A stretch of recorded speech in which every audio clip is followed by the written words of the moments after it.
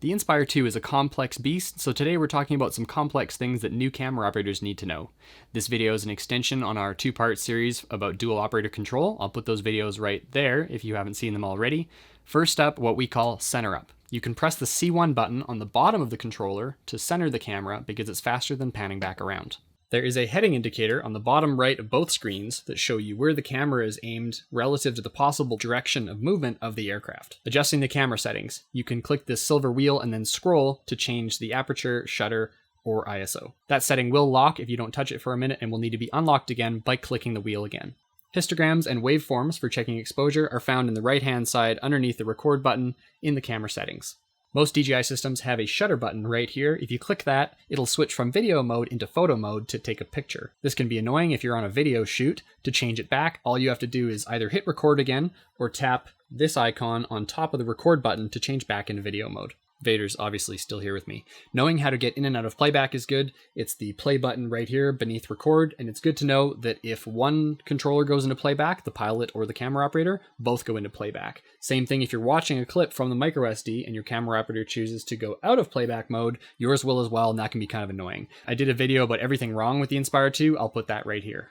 How to get rid of telemetry on screen. Sometimes this can be a lot to watch, so if you don't want to see all of that information, specifically if your camera operator doesn't want to, they can swipe up or down on the middle of the screen, and that will clear up everything except for these annoying alerts.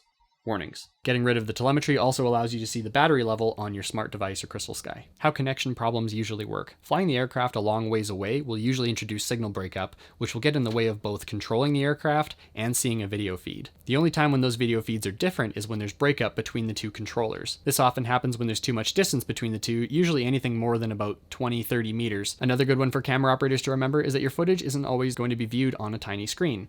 It's possible that your viewer will be immersed in your footage. Tilting or panning too fast can really get in the way of a viewer's tendency to just kind of observe and take in what they're watching, so take it slow.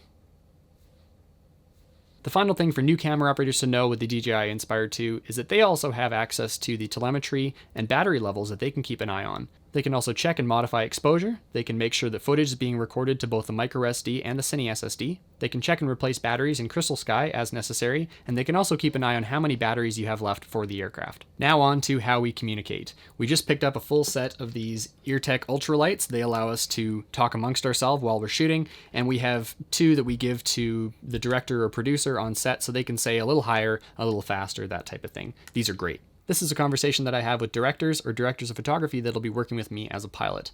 It's important to differentiate instructions for the aircraft from instructions for the camera. So tilting up and down, panning left and right, those are both camera instructions, and I won't listen to those. Sometimes somebody says a little higher, and that's kind of ambiguous whether you're talking to the pilot and you want the aircraft to climb, or if you want the camera operator to tilt up. I've covered this before, but always verbalize something that you're changing. If I'm going to fly a little faster, fly a little higher, start a descent, I'm going to tell my camera operator that whenever I'm doing it. Same thing if my camera operator is going to begin a pan, or they're going to stop there or slow down. I want to hear that so that I can work together. I mentioned this in our dual operator video, but you wouldn't want to be climbing and panning and then end the climb but keep panning. You want those things to be cohesive. If you found this video useful, you know what to do. Otherwise, the topics discussed here are a good intro to our more pilot-focused video, Flying to Get the Shot.